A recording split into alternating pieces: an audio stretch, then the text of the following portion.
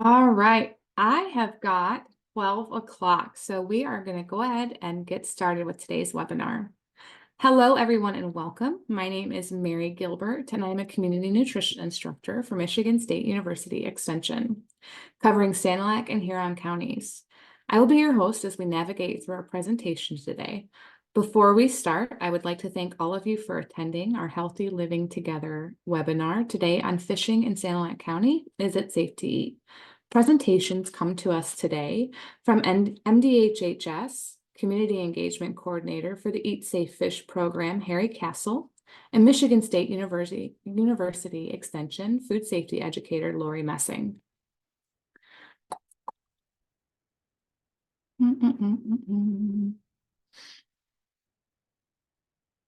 Yeah. Healthy Living Together is a project that was developed by McKenzie Health System in collaboration with the Sanilac County Health Department, MSU Extension, Great Start Collaborative of Sanilac County, and the Sanilac County Community Mental Health to help you on your path to a healthier life. Originally named Healthy Lifestyles, this program has evolved as we continue to provide valuable healthy living information for the communities online. So before we begin, I'd like to cover some of our housekeeping items and our agenda. Throughout the course of this presentation, everyone other than the speakers will automatically be muted. We will have a Q&A function open for all questions and comments you may have. We will address these questions at the end of our presentation. You can find that Q&A button on the bottom of your screen. This event will be recorded, and a link to this recording will be sent in a follow-up email. Thank you once again, and with that, I will turn it over to Harry Castle to start our presentation. All right, thank you, Mary. Thank you. I'll go ahead and share. All right, is everyone seeing this? Wonderful. Okay. Well, yeah, thank you. My name is Harry Castle. I'm the Community Engagement Coordinator for the Eat Safe Fish program here at MDHHS. And today I'm going to give a brief overview of the program, kind of explain who we are and what we do, and then point you towards some resources so you can learn more about eating safer fish in your community. So we'll get started. So what is the Eat Safe Fish program? Ultimately, we're a program that really encourages eating fish. It's common that people will hear in the news about chemicals, contamination that can end up in the lakes, rivers, streams, their local water bodies, and they might have concern about what kind of impact that will have for fish that they catch and the fish that they're eating that it comes from their communities. And so what we're here to do is try and dispel some of those fears, try and provide information about what chemicals exist where, and give recommendations about how many and what kinds of fish to consume in order to make safe and healthy choices about eating fish. So as mentioned here, the program aims to make Michiganders feel empowered and informed when making choices about the fish they consume. To give a history of the program, we originated in the 1970s with the first consumption advisories for mercury. We had a few new advisories added for chemicals later in the 70s for PCBs, DDT, dioxin, and PBB. And then in 1984 for toxaphene. And more recently, we have had some for selenium in 2011. That's a slightly more rare one. But the big one you might have heard more recently in the news is to do with PFOS, and that's perfluorooctane sulfonates. And you might have heard that chemical as mentioned as part of the family of PFAS chemicals. And so most of or a large portion of our modern advisories are referring to PFOS, which is one of those chemicals that can, in this case, it can bioaccumulate in fish and wildlife. So for DDT down here, I will not try and pronounce the full name, but that is the acronym for that. And so, what are our key communities? Who are we speaking to as a program? So we're really focused on people who eat a lot of fish. Naturally, people who might be eating a lot of fish might be more at risk of ingesting contaminants.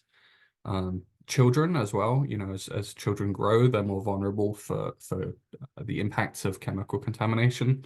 But also people who might not necessarily eat a lot of fish, but are eating fish from historically contaminated areas, so areas that might have large amounts of chemicals. Folks who have pre-existing health conditions and might be more vulnerable to those chemicals. Or people who are pregnant or planning on having kids soon, or breastfed infants. So where do our guidelines actually come from? How do we produce them? And what's the science that goes into them? So during the spring, summer, and fall, we'll go through and do fish collection. That's sometimes done with our partners at EGLE, so the Department of Environment, Great Lakes, and Energy. We'll have folks go out and catch fish in water bodies up and down the state. The fish are then measured, weighed, and filleted in the same way that you would have them at home. And this is so that we have a representative portion of what people are actually going to be eating. Chemicals can vary in concentration depending on where in the fish they are. Some can accumulate more in organs, perhaps. And so that's why we're really going after the fillets, so the portion that people will actually eat, so that we know exactly what those chemical levels actually look like in fish that people are eating. These samples are then wrapped and frozen for lab analysis, which then takes place in the winter. And so each fillet is tested for these bioaccumulative chemicals. And just to mention bioaccumulative, those are chemicals that accumulate, so accumulative in living things. So they move up through the food chain in increasing quantities and accumulate in living things. So some of the main ones we're looking at are mercury, dioxins, PCBs, and PFOS, so that PFAS chemical that I mentioned earlier. Those are the most common chemicals found in Michigan fish, but we will look for other ones too, depending on location, and if we know that there's a contamination event, like a spill, for example, that has a more unusual chemical, then we'll sample for that as well. So those samples are processed in the winter, and then in the spring, the EGLE aquatic biologists and our toxicologists in DHHS review the test results and update our Eat Safe Fish guides, which I'll talk more about later, to include this new information. So guidelines for your favorite fishing spot might not necessarily change in every version of the guides we have. Even though we are testing every year, we can't test every single location in the state every year. Many of the chemicals, the changes in concentrations can happen very slowly over time. And so it's not necessary for us to go back to every single fishing spot in the state every year. We just kind of keep an eye on things, and if there's a change, that's usually when a reason to go back sooner than perhaps we planned. The Eat Safe Fish guides can still help you choose safer fish. Even if the data is a year or two old, it's not likely that there's been substantial changes in that time. And so all of that information gets rolled into the guides that I mentioned. So this picture on the left-hand side is an example of our guides. And then the information also goes into our quick reference Eat Safe Fish brochure and our Buy Safe Fish brochure as well.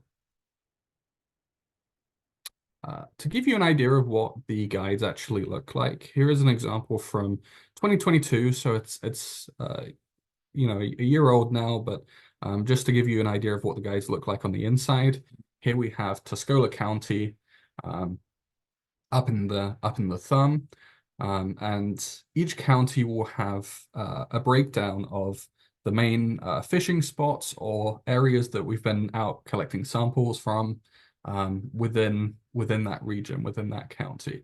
So here we have the Cass River, and it's broken down by upstream and downstream of a dam that crosses that river, because that can impact things as well. And to give you an example, here upstream of Carrow Dam, we have um, guidelines for carp, largemouth bass, northern pike, rock bass, smallmouth bass, and suckers as well. So we have the type of fish on the left. The next one over, we have the chemicals that we're concerned about within those fish. Uh, then the size of the fish, because depending on how big or small a fish is, that can change the amount of chemicals in them. And then we have this thing on the right-hand side, which is my servings per month, which I'll go into in more detail in a second, but that's referring to how many servings we would recommend of that fish per month. So for carp here, we're worried about PCBs and mercury. Any size of the fish, so in this case, the size of the fish doesn't matter. And we would recommend 2 servings of carp from the Cass River upstream of Carrow Dam per month. Also included on these guides are our recommended best choice. So you see this little green fish icon on the left-hand side next to the rock bass. That is a quick way of seeing, okay, what's the best fish within my area to go out and consume. And in this case, it's rock bass from upstream of the dam.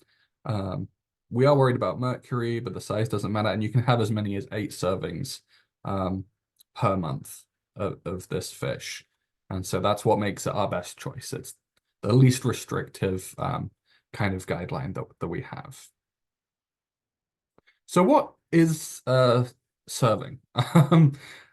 Honestly, a lot of servings can vary from person to person. So we've worked on developing this idea of my serving size.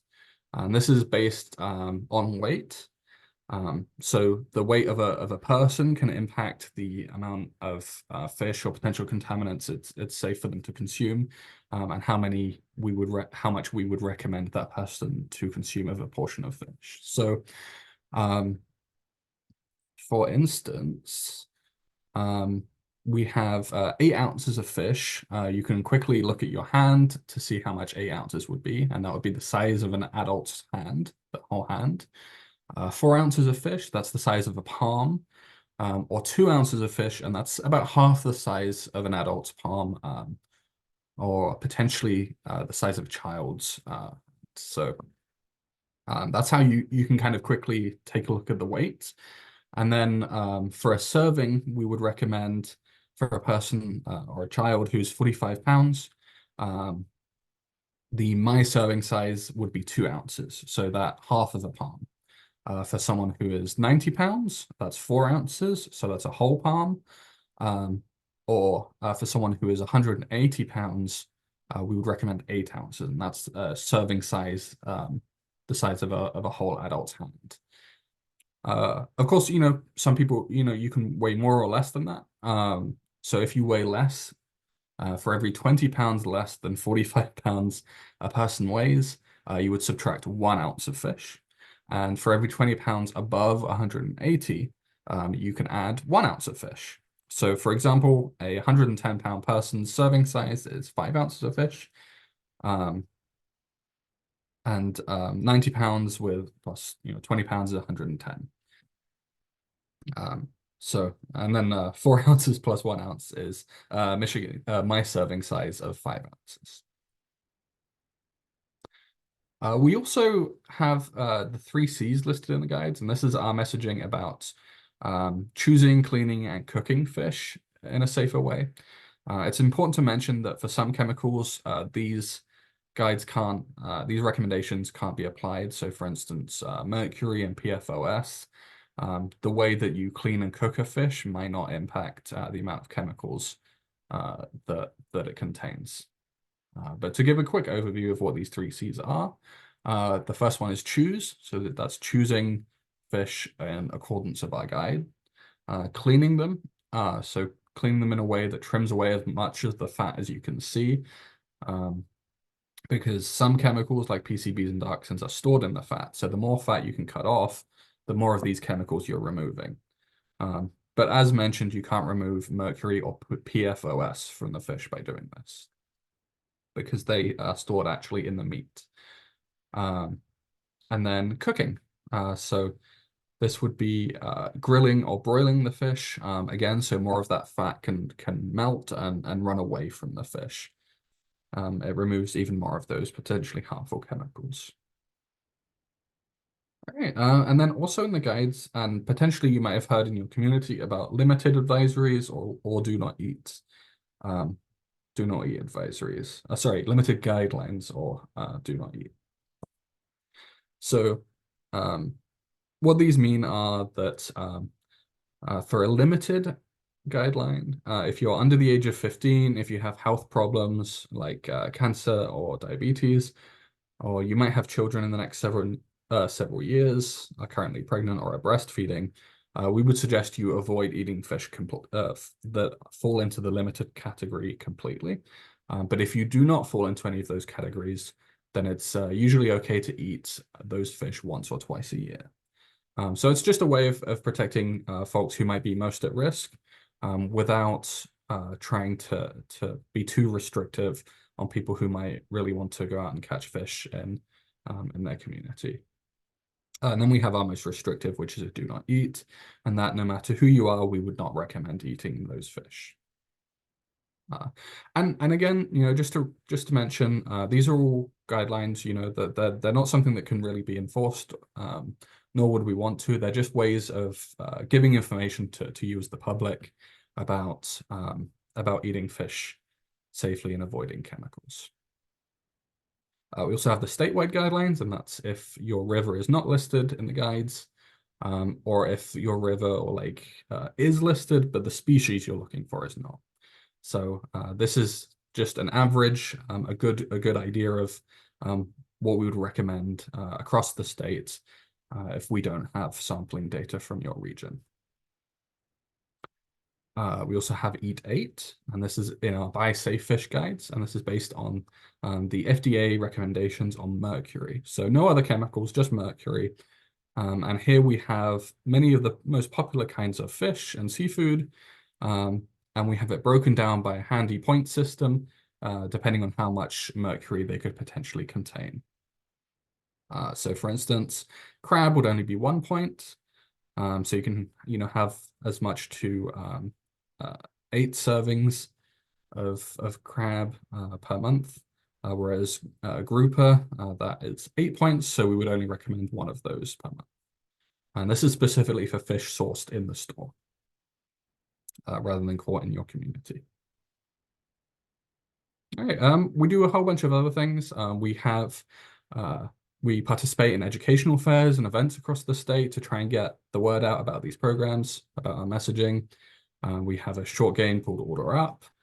So if anyone would like us to come out and kind of share information with youth and children, we do that as well. But we can also do information and events targeted more towards adults too.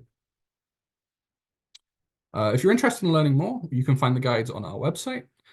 We also publish our reports in science, so the actual data that we collect, we publish that all so it can be publicly seen, so you can see how we reached the conclusions that we did as well. And all of this can be found on our website. And that's michigan.gov/eatsafefish. For the guides themselves, you can find a PDF version online, or we have an online store where you can order a paper version free of charge as well. All right, and that's it from me. Do we have time for a couple of questions?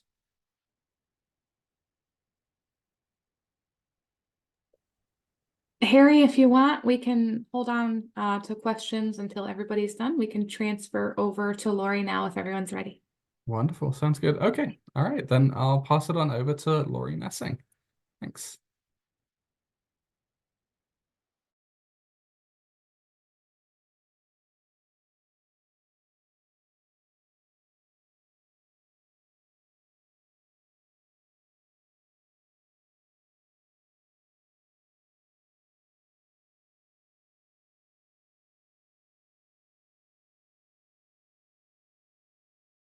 Okay, I was just getting myself all situated here. So great, thanks, Harry, and thanks, Mary, as well.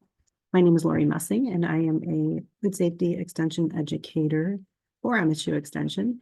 I'm housed in Huron County, so part of the Thumb area, and cover Huron, Sanilac, St. Clair, and Tuscola County with our food safety education programming that we offer. So we're going to talk about, after Harry explained all about Eat Safe Fish and what to look for in servings. Now we're going to transition over and talk about preserving your Michigan catch. All right, so let me get this out of here. So there are multiple methods of preserving fish. But today we'll focus on freezing and canning as our main concentrations this afternoon. So we'll start off with freezing today. So when freezing fish, the fish should be as fresh as possible. So when we think about freezing, we'll want to start by washing the fish. Now you might hear messages about not washing meat and poultry, and that is definitely true. But when it comes to getting fish ready for freezing, we do need to wash the fish. And you'll remove scales by scraping the fish gently from tail to head with the dull edge of a knife or a spoon. Next, remove the entrails after cutting entire length of the belly from the vent to the head, and then remove the head by cutting above the collarbone. You'll also want to remove any dorsal or large back fins by cutting the flesh along each side and pulling that fin out. Do not trim fins with shears or a knife because bones could be left at the base. So again, wash the fish thoroughly in cold running water. And the fish is now dressed or pan dressed, depending on size. So when freezing, large fish should be cut into steaks or fillets for easier cooking when you thaw it and get ready to use it. For a fish steak, cut the fish crosswise into about 3/4 inch thick steaks. For fillets, cut down the back of the fish from tail to head. All right, so with freezing fish, there's some pre-treating options that we will discuss a bit later. But fish are categorized as either fat or lean fish by the amount of fat in their flesh. So fat fish includes varieties like mullet, mackerel, trout, salmon, whereas lean fish include things like flounder, cod, snapper, grouper, things like that. Now, before freezing, like I said, you can pre-treat to improve the quality of your frozen fish. And we will talk about more of the pre-treating options here on the next slide.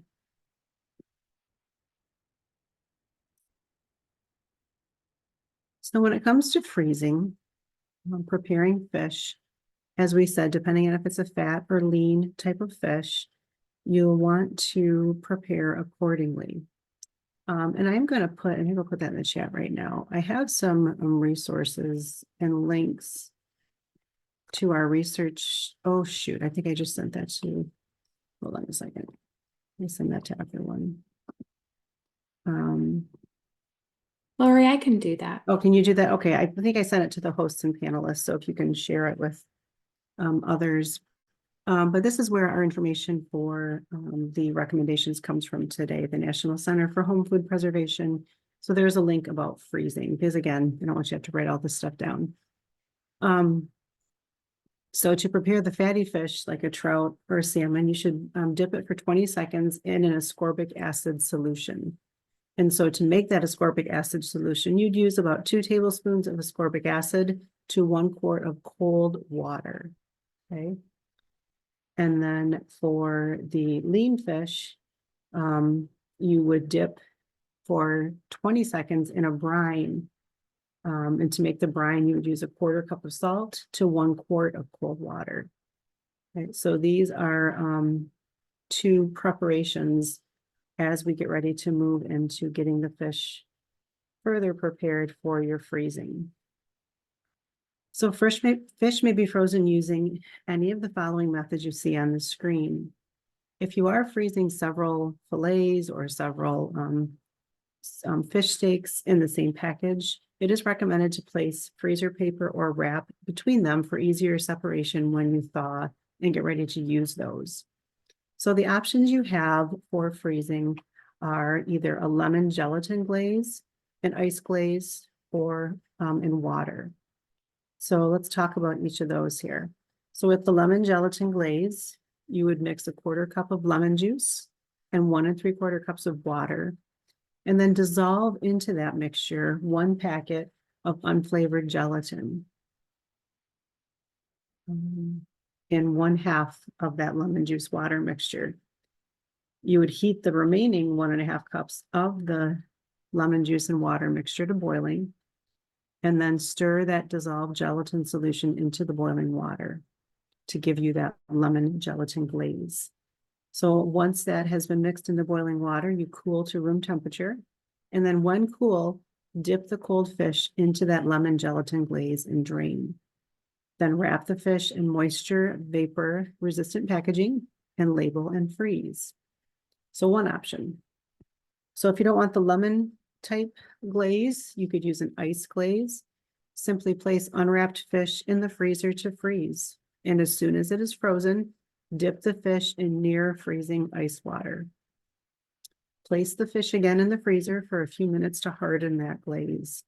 Then take the fish out and repeat that glazing procedure until a uniform cover of ice forms.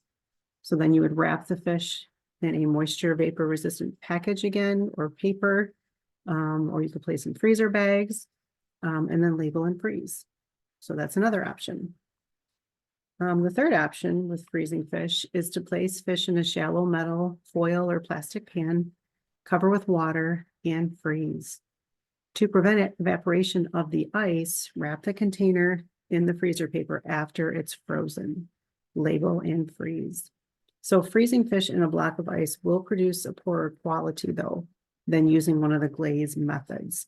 So depending on, again, what you prefer, if this is your first time freezing, you might want to, you could try a little bit of each so you know in the future which glaze you prefer and like the best.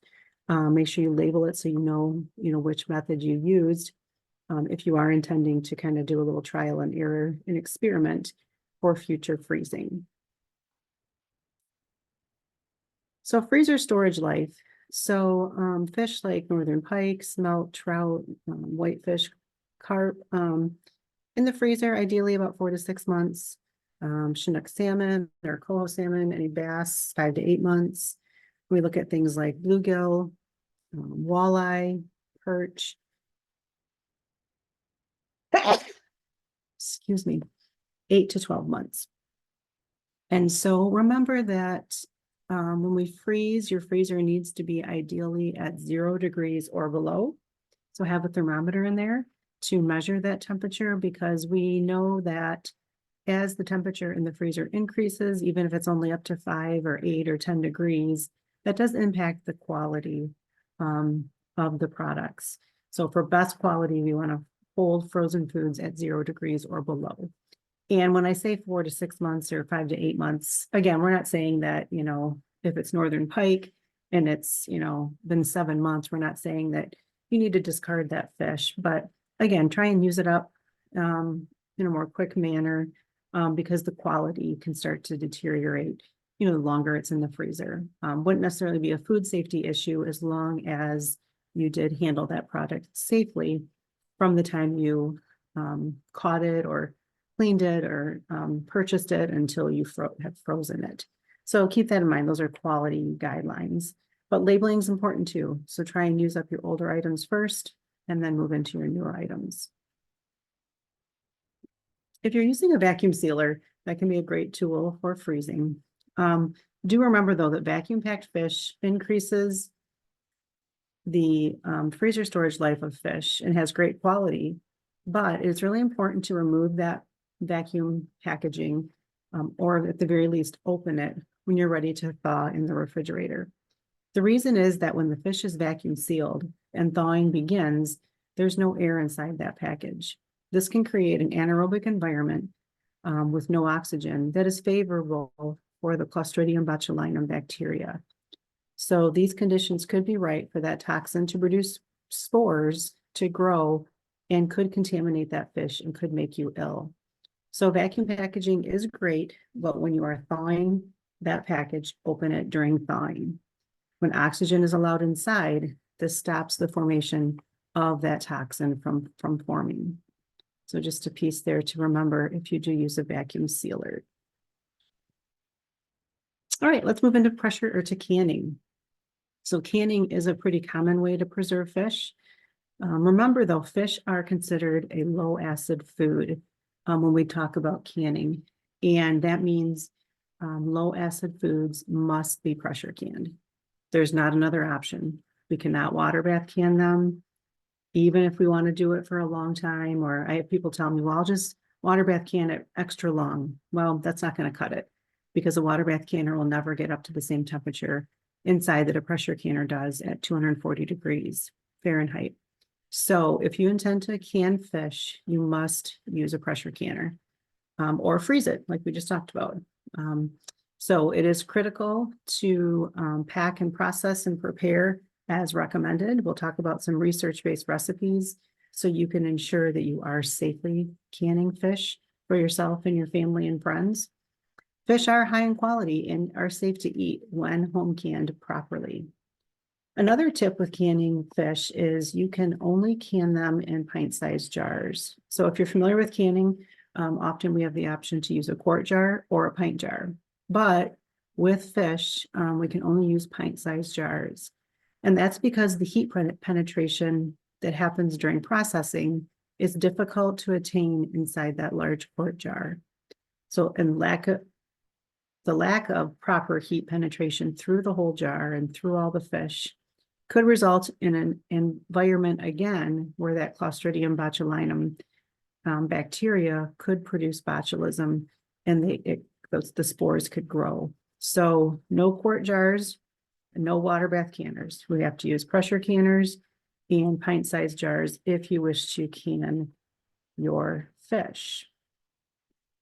Can it as soon as possible after you catch it, or if you're purchasing it from somewhere. The longer you wait, the poorer the quality will be. Just like anything, we want high quality items going into jars when we can, so we get high quality items back out. Let's see here. Fatty fish are more desirable for canning, although freezing is the easiest way to preserve fish.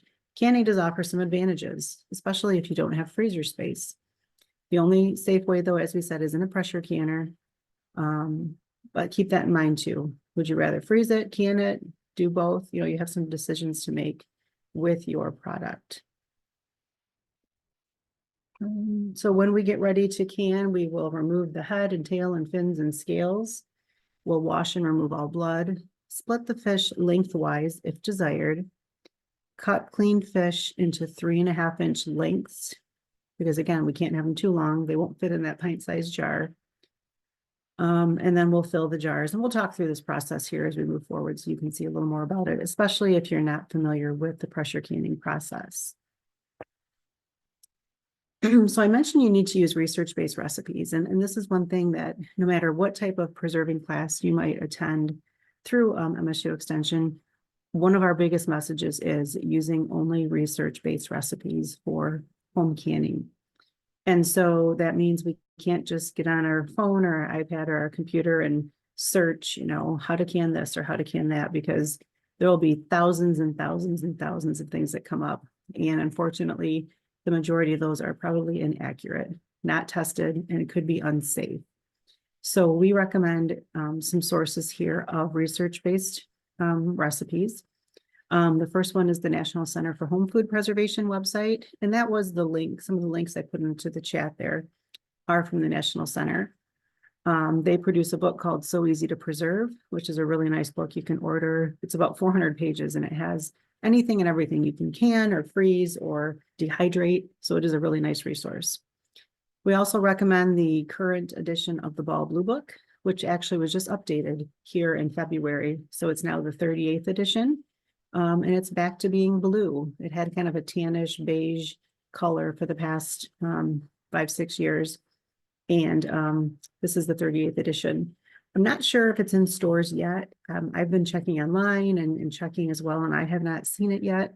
So if you are in the market for a new ball blue book, you might want to just sit tight a little bit because they are getting out to distributors and stores and things and online. So hopefully soon we can order those. Another resource is the Complete Guide to Home Canning from the United States Department of Agriculture. And we also have our Michigan Fresh fact sheets that can be found by searching MSU Extension, Michigan Fresh.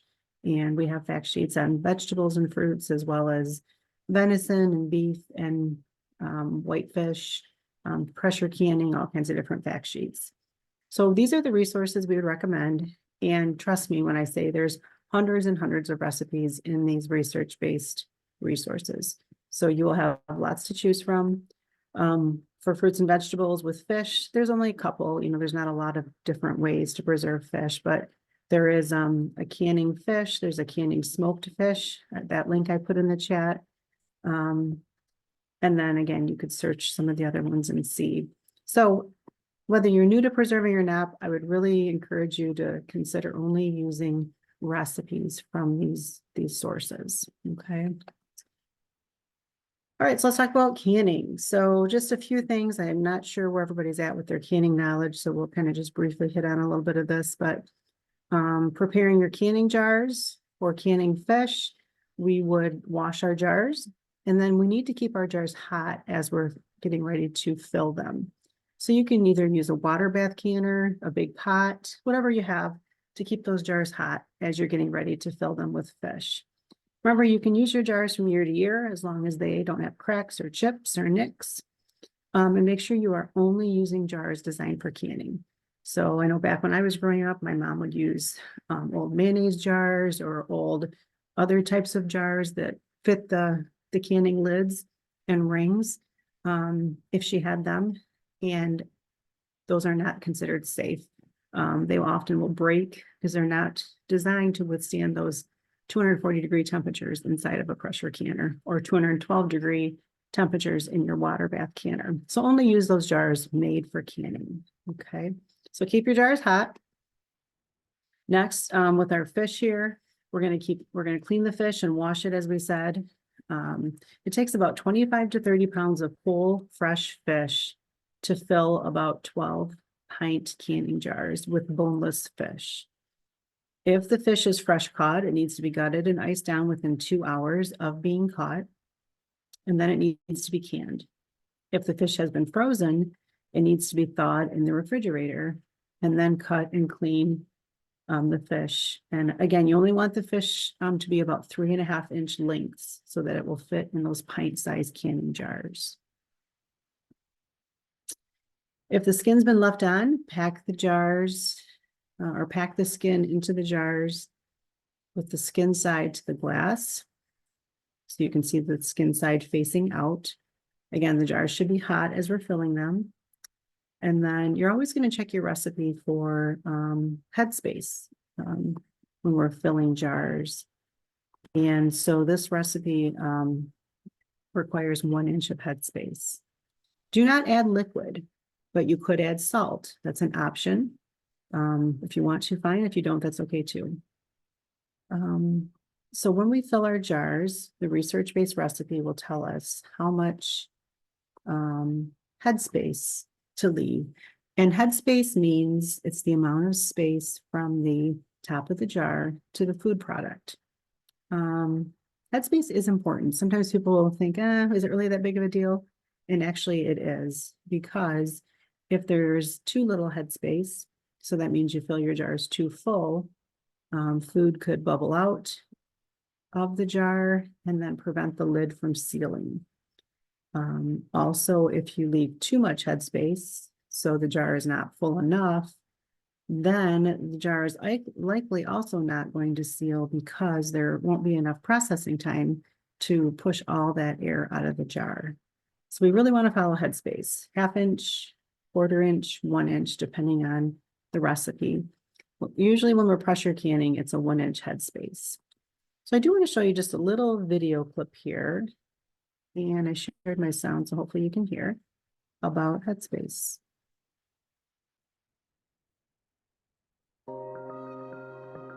One way to ensure your jars will seal is to leave the specified amount of headspace according to your research-based recipe. There is a headspace measuring tool for canning with pre-measured amounts from 1/4 inch to 1 inch. You can also just use a ruler or other measuring tool. Each recipe will call for a specific headspace amount depending on the product you are preserving. If there's too little headspace in the jar, your product may expand and bubble out when air is forced out, causing your jars not to seal properly. If there's too much headspace in the jar, the product at the top may discolor. Your jars may also not seal properly because not enough of the air is forced out of the jar during processing. Adjust your headspace if too little or too much product is in your jar. Remeasure after making adjustments to ensure you have the correct headspace. This will help to ensure your jars seal properly. So again, might seem like a little thing, but it does play a key role in safe home food preservation and hopefully in allowing most of your jars to seal so you don't have the failure with seals. So after you measure headspace, you're going to wipe the rim, you're going to put the lid on top, and then you're going to use the metal screw band or the ring, whatever you might call it, and twist that on to keep that jar ring in your jar lid in place. Okay. Let me go past that.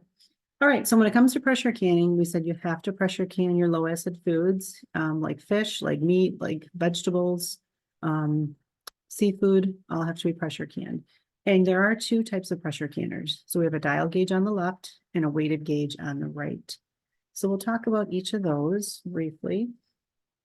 The dial gauge pressure canner is just like it says, it has a dial with numbers designating from 5 to 20, well, actually 0 to 20 pounds of pressure. But normally you can pressure can at usually about 11 pounds of pressure.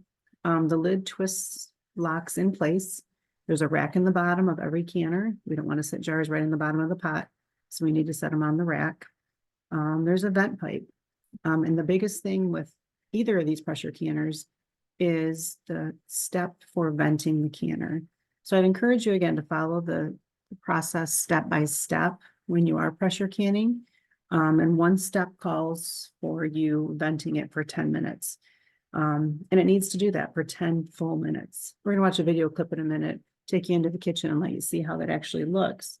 But follow the steps exactly, and it will be a completely safe process.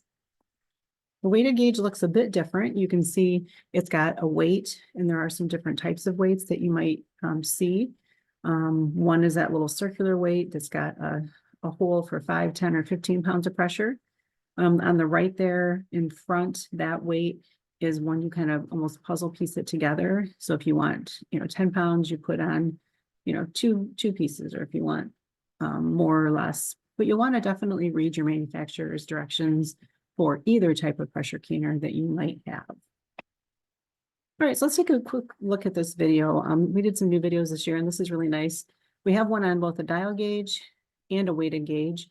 This one I'm going to show you today is on the weighted gauge, but do again follow your instructions. Either one is safe to use. We get that question a lot. Well, which one's better? Which one should I get? And it really is a personal preference. Do you like to see the numbers on like the dial? That's what I like. Or do you like to listen and watch for the jiggling and rocking? You'll see that in this clip here. I have a few of my colleagues prefer the weighted gauge, a few prefer the dial. So really it's a personal choice. All right, so let's watch getting some green beans, which again are a low acid food. So you would treat them just like the fish. Where's my mouse here? There we go. Pressure canning is the only method recommended by the U.S. Department of Agriculture for safely canning low-acid foods such as vegetables, meats, and fish. Low-acid foods must be canned at a temperature of 240 degrees Fahrenheit or higher and held there for the time specified in the recipe to destroy the bacterial spores naturally present in these foods. Pressure canning utilizes pressurized steam to reach this superheated temperature. This pressurized heat destroys the potentially harmful bacterial spores. Weighted gauge canners are one of the approved canners for use in home canning. Weighted gauge canners have various types of weights to achieve 5, 10, and 15 pound pressure increments. These weights jiggle or rock as pressure is building and during processing.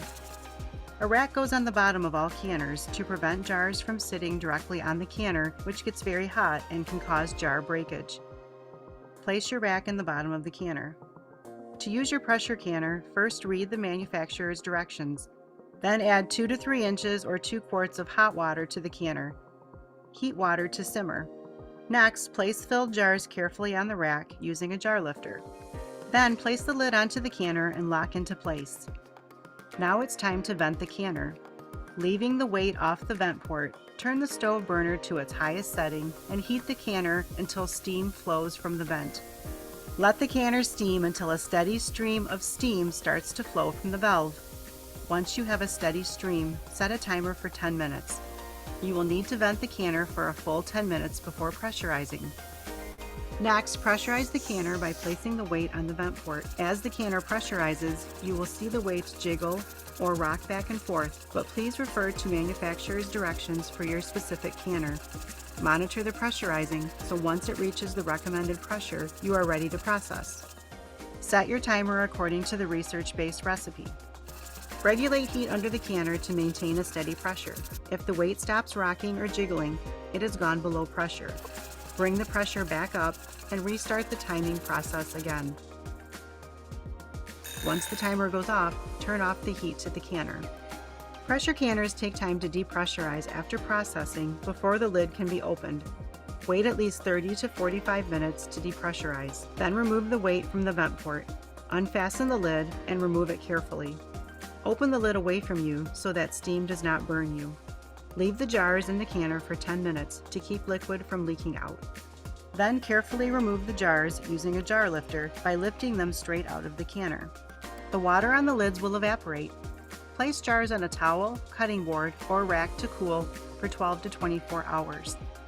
After 12 to 24 hours, once jars have sealed, label each jar with the date and the name of the product.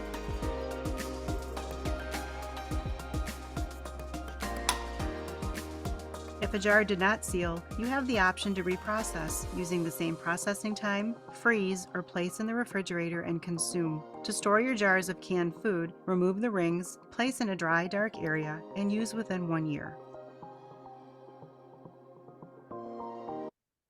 Okay, so hopefully that gave you just a visual of what that weighted gauge pressure canning process looks like.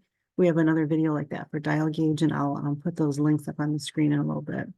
So again, start with just a couple inches of water, place the jars on the rack, put the lid on, lock it into place, leave that valve open, and then you're going to turn the heat on high and vent for 10 full minutes. Okay, 10 minutes. At that time, then you can put the petcock on and your canner will start to pressurize. And once it gets to the pressure recommended, then you can set your timer. And we really recommend using timers because it's really easy to lose track of how long, it's been venting or how long it's been processing. Now, one thing to remember with pressure canning is if the pressure ever drops, so if you're processing at 11 pounds of pressure, let's say, and it drops down to 5 for some reason, let's say you walk away and come back and find that it's dropped, you have to get the pressure back up to 11 pounds again and start your timing all over again. So a loss of pressure is a problem.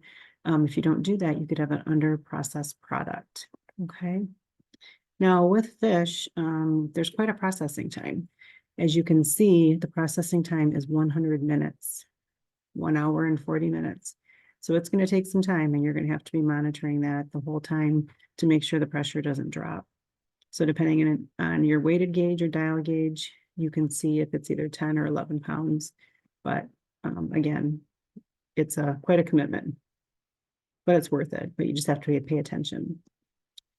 So they talked about after processing in the video. So just so you know, a couple of follow-up, wrap-up resources here. We do have a YouTube channel with 12 different videos about preservation. So the QR code will take you to that. We do have an online home food preservation course. You can sign up for free and do it at your own pace. And just a nice way to get some food preservation information. So you can see the QR code there and sign up for that one as well. We have a food safety hotline. So if you have questions, never hesitate to give us a call Monday through Friday from 9 a.m. to 5 p.m. And we will answer it and provide you with a response. So it's nice to talk to people sometimes, isn't it, to get our questions answered? We have a Facebook page. Follow us on Facebook. Lots of great information and program updates and food preservation tips and food recalls. And lastly, we do have classes every week on preservation. So if you're interested in learning more about lots of different topics and how to safely preserve those at home, every Thursday at both 1 p.m. and 6 p.m. we have a session. And you can see on the screen some of the topics that are coming up. You can see we're actually doing one on preserving the spring catch in a few weeks, but every week is a different topic. So always feel free to join us for these free sessions as well. All right, I'm going to turn it back over to Mary. Thank you so much, Laurie. At this time, we're going to go ahead and take any questions for Laurie and Harry that you may have. So we'll share about 10 minutes for that, and then we'll say thank yous and have some more information for you. So I'll open that chat up.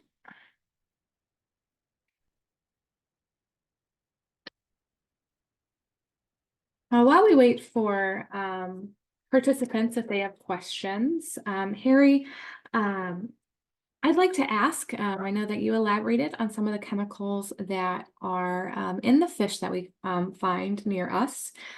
So could you explain how mercury comes to be inside fish if it's naturally occurring? Yeah, that's a great question. So, you know, I mean, mercury is naturally occurring in the earth.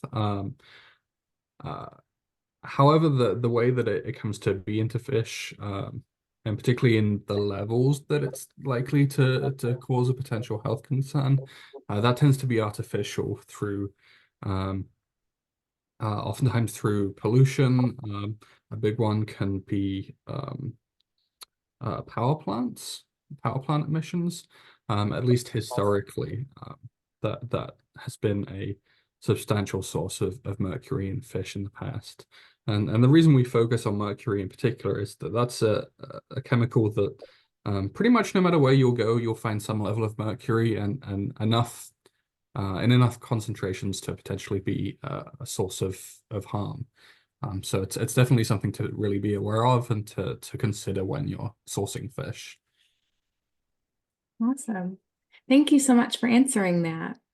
The other question that I had throughout your presentation was why test in the winter for chemicals? Oh, that's a good one.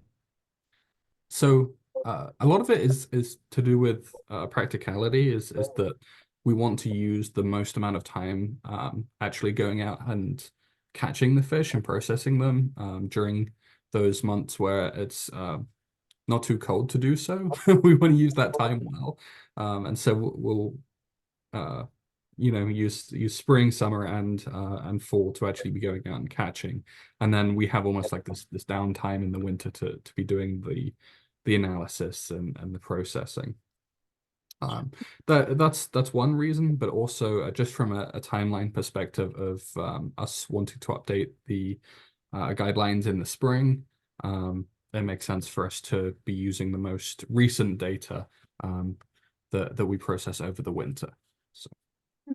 Thank you so much for sharing. And then Laurie, I did have one question as well for you. So I have heard that smoking fish can be a common way of preservation, and I heard that you mentioned smoke before canning. Could you elaborate on that a little for me? Yeah, so there is a one research-based recipe from the National Center for Home Food Preservation for canning smoked fish. So that is one of the links I sent. It's not something I've ever done specifically, and I can't say I looked that close at that recipe. You know, we're dealing with hundreds of recipes every week when we're doing these presentations on different topics. So that's not one I've looked at myself, but it is an option. So if you are interested, you could check that out. And there's also some recipes for pickling fish, but you wouldn't be able to preserve that. You would just have to put that in the fridge and then consume from the couple of research-based recipes that I saw for that. So I meant to mention that earlier and I forgot, but a couple more options if you are interested. Again, just remember with canning fish, like I said, 100 minutes, it's a long time for the processing, which is necessary for it to be safe, but you really are going to have to, like I tell people, you can't be multitasking when you're, especially pressure canning, because you've got to watch that pressure and make sure it doesn't drop, or you have to start all over again. And that would not be ideal if you're halfway through your 100 minutes and find out that, uh-oh, the pressure dropped. So, again, a lot of people enjoy doing it, but it does take some time. So, but yeah, smoking and pickling are also options too. Interesting. I had never heard of pickling before. Cool. I'm gonna go ahead and give 1 or 2 minutes. Don't see any questions in the Q&A at this time, so I'll leave that open for a moment.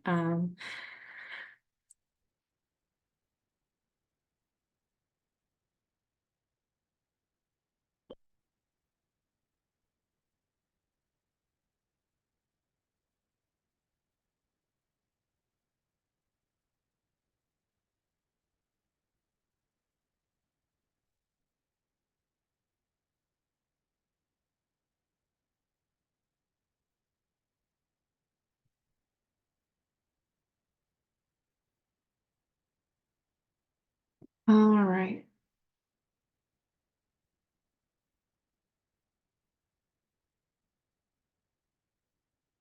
Right. So I'm still seeing no questions at this time. If you have any further questions, I'll be sure that there is Laurie Messing's email in there, as well as Harry's in relation to their presentation. So thank you all again for attending this webinar today on fishing in Sanilac County with Harry Castle and Laurie Messing. The hyperlinks that Laurie provided will be put into the email sent with the recording of this presentation, as well as some links from Harry on some brochures and other things that are relevant to his presentation.